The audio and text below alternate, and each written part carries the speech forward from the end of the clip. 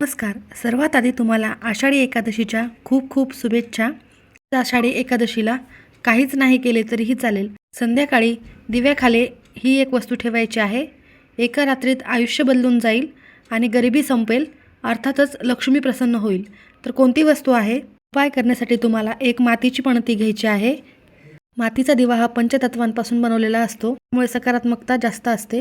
लाल पिवळ्या रंगाचा कलाव्याचा धागा असतो, त्याची वात लावायची आहे.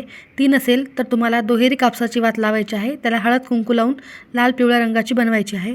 त्या दिव्यामध्ये शुद्ध गाईचे तूप टाकायचे आहे. साधे तूप टाकले त्यामध्ये थोडीशी हळद टाकायची आहे. तूप नसेल तर तेल टाका. एका प्लेटमध्ये कुंकवाच्या गंधाने स्वस्तिक काढा. स्वस्तिकवर मूठभर चणा डाळ ठेवायची आहे.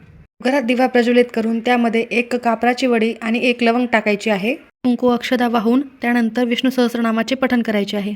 दिवा रात्री 12 पर्यंत तेवत राहील याची काळजी घ्यायची आहे.